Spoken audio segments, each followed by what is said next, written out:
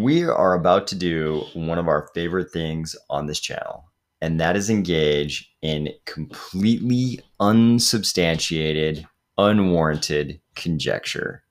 Ready? Let's go. Someone recently asked why this video series is called the Cardano Rumor Rundown, and I realized we haven't covered many rumors lately because there's been so much news in the Cardano ecosystem that we had to talk about real things almost all the time recently. So today we're going to cover something even worse than a rumor.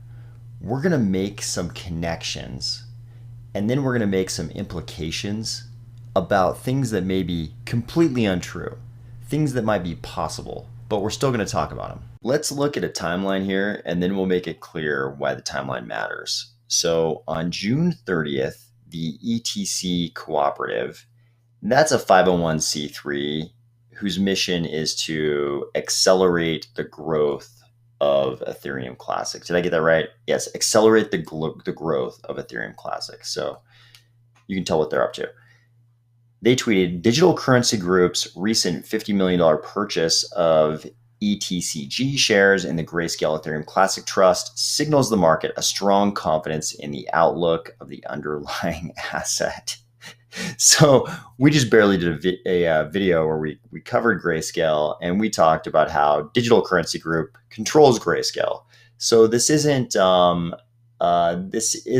a sort of third-party purchase of ETCG, which is kind of like the solo asset investment vehicle that Grayscale has for Ethereum Classic. Digital Currency Group is buying shares in this investment vehicle that Grayscale has put out there, and DCG controls Grayscale. So they're kind of buying something from themselves, but fair enough. ETC Cooperative, their mission, accelerate the growth of ETC, and they're doing that. Then 2 days after the ETC Cooperative tweet about Grayscale's purchase of ETC, we see Grayscale's tweet that we covered in the video about Grayscale. This was the addition of Cardano to their digital large cap fund. Here's where things start getting interesting. 6 days later, on July 8th, we have the ETC Cooperative excited to welcome Charles Hoskinson as the newest member of the board of directors. This all makes perfect sense on its face. After all, Charles has a long history with Ethereum Classic. I've even said on this channel, the first time I ever saw Charles Hoskinson's name was, I believe this happened on Reddit. I could be wrong about this part, but shortly after the DAO hack, we had the Ethereum hard fork, which kind of split the community in two.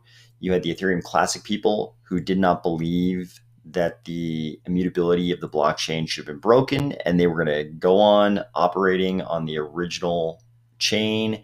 And then you've got the current Ethereum ETH people who forked to a new chain where they were able to fix the DAO hack.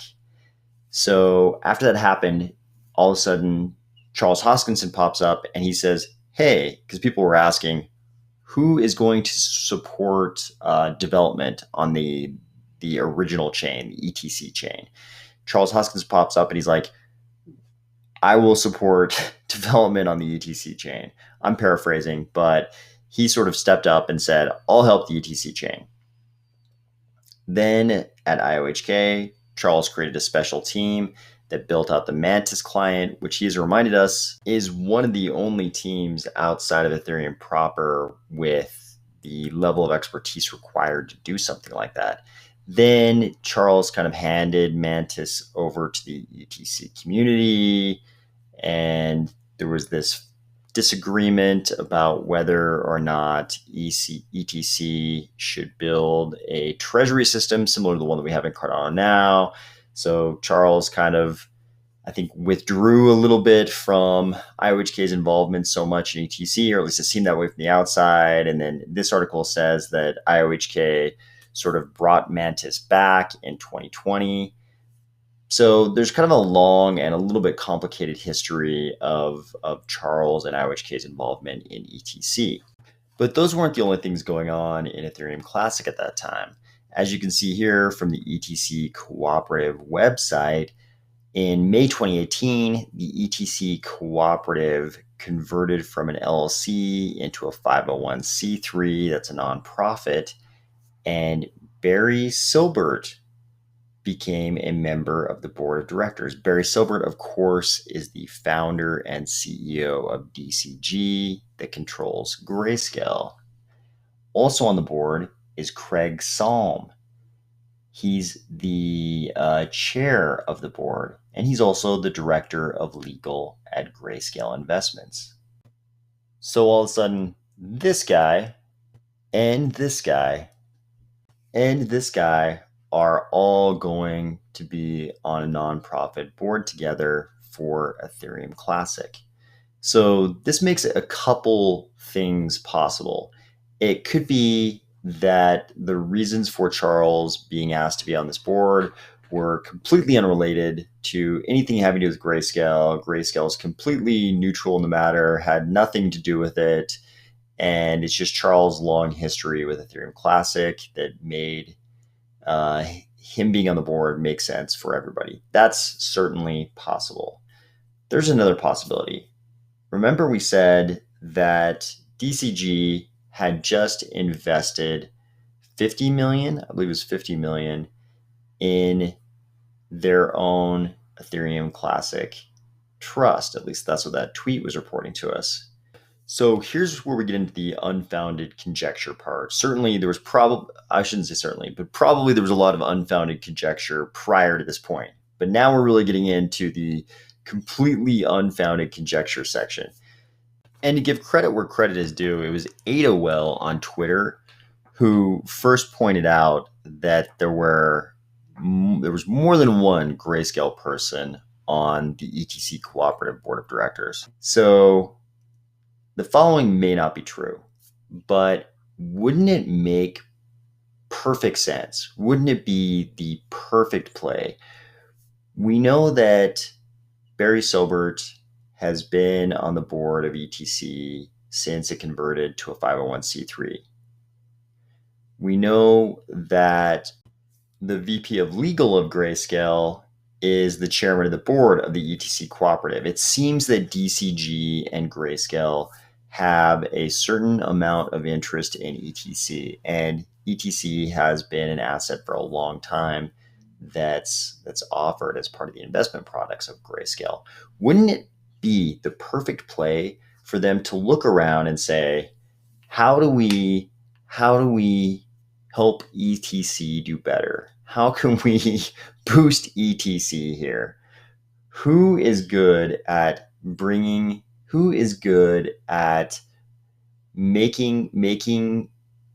crypto ecosystems do well, right? They could look around and they could say, oh, wow, Cardano's been doing great for the last couple of years. Cardano has seen this meteoric rise. And Charles Hoskinson has spent a lot of time in and around ETC. He even built that client, Mantis, that we're well aware of.